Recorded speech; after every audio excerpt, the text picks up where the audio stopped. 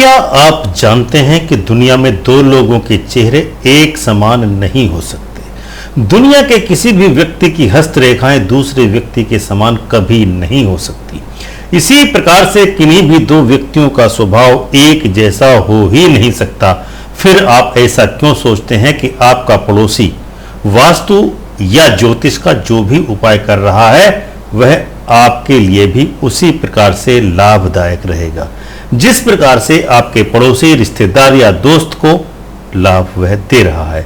एक दवाई यदि किसी व्यक्ति को फायदा कर रही है तो जरूरी नहीं है कि दूसरे व्यक्ति को भी वह फायदा करे। इसीलिए संसार में मानव निर्मित कोई भी नियम शाश्वत या एक समान नहीं हो सकता।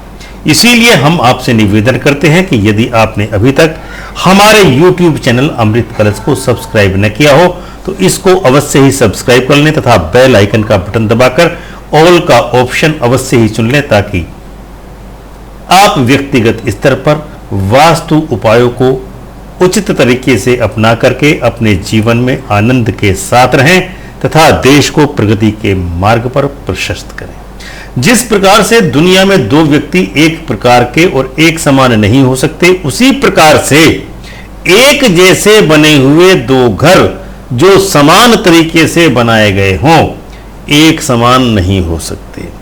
आपने महानगरों में बड़ी बड़ी सोसाइटीज देखी होंगी, अपार्टमेंट देखे होंगे, उनमें दो आवास संरचनात्मक रूप से एक समान हो सकते हैं लेकिन उनके अंदर का लेआउट, रंग आयोजना और अंतःवासी के द्वारा प्रयोग किया गया रंग या सामान का रखरखाव उसको असमान बना देते हैं।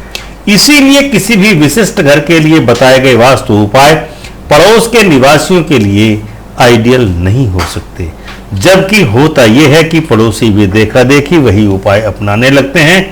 इतना ही नहीं, पड़ोसी की ही नकल करते करते यह लोग नुकसान भी कर बैठते हैं। वह तो यह भी देखते हैं कि उनके दोस्तों और रिश्तेदारों ने जो उपाय किए हैं उनको कैसे फॉलो किया जाए, कैसे नकल की जाए, ताकि उनको वह सबको अपना सकें। वास्तव में ये सब गलत है। हमने अक्सर देखा है कि जिन लोगों का घर उत्तराभिमुख हो उनके घरों में प्रवेश द्वार पर अंदर की तरफ से देखने पर दाहिने हाथ की तरफ या तो एक्वेरियम या वाटर फाउंटेन की स्थापना की जाती है एवं धनात्मक ऊर्जा प्रवाहित करने वाला साधन माना जाता है। लेकिन यदि किसी व्यक्ति का घर दक्षिण मुखी हो और वह व्यक्ति घर के अंदर की तरफ से बाहर की ओर देखने पर वह अपने दाहिने हाथ की तरफ एक्वेरियम व वाटर फाउंटेन रखना चाहता है तो उसके लिए कभी उत्तम परिणाम नहीं दे सकता। इस उपाय से उसको क्षति ही होगी, लाभ कभी नहीं हो सकता। एक्वेरियम और वाटर फाउंटेन का यह उपाय उन लोगों के लिए होता है जिनकी जन्म कुंडली में मंगल ग्रह नीच राशिगत होता है। अर्थात यदि किसी व्यक्ति के कुंडली में मंगल उच्चस्थ है, उच्च का मंगल है, तो उस व्यक्ति को एक्वेरियम या वाटर फाउंटेन का प्रयोग जीवन में कभी भी नहीं करना चाहिए। उच्च मंगल वाले व्यक्ति को कभी भी जलीय प्रतीकों का प्रयोग नहीं करना चाहिए क्योंकि मंगल अग्नि को प्रतिबिंबित करता है और जलीय प्रतीकों के प्रयोग से उस व्यक्ति की अग्नि का जो चिन्ह है उसको क्षति होती है। इसीलिए जलीय तत्वों का प्रयोग करने पर उसको लाभ के स्थान पर क्षति ही उठानी पड़ती है। किसी भी व्यक्ति के घर के प्रवेश द्वार पर प्रयोग की गई रंग संयोजना भी उसके जीवन में महत्वपूर्ण भूमिका निभाती है। जन्म कुंडली के विपरीत गलत रंग का चयन हो सकता है कि आपको छोटे समय के लिए लाभ प्रदान कर दे। उसके अनेक कारण हो सकते हैं लेकिन जरूरी नहीं कि वह आपको लंबी अवधि तक निश्चित ही लाभ प्रदान करे। जिस उपाय के द्वारा आपको लंबी अवधि के लिए लाभ हो वास्तव में वही उपाय आपके लिए वास्तविक वास्तु उपाय कहलाता है। यहां हम आपको यह भी बताना चाहते हैं कि लंबी अवधि के लाभ के लिए इन वास्तु उपायों को अपनाने के लिए पृथक पृथक तरीके अपनाए जाते हैं। लेकिन दर्शकों की सुविधा के लिए आज हम यहाँ एक ऐसे उपाय को बताने जा रहे हैं जिसको करने से सभी व्यक्तियों को लाभ प्राप्त होता है। यह उपाय सभी लाभों को बढ़ाकर ही लाभ प्रदान करता है।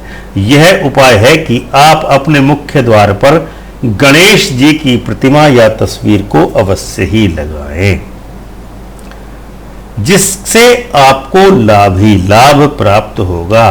इसके अलावा वास्तु के अनुसार बहुत सारे ऐसे उपाय हैं जो लाभ तो अवश्य ही प्रदान करते हैं, लेकिन उनके प्रयोग जैसे गणेश जी की प्रतिमा, water features, water fountain, aquarium, दर्पण, बागवा मिरर, चाइम्स सामान्यतः लाभदायक सिद्ध हो सकते हैं, लेकिन इनमें से केवल गणेश जी की प्रतिमा लगाने के अलावा अन्य सभी उपाय करने के लिए किसी योग्य वास्तुविद की सहायता अवश्य ही ली जानी चाहिए।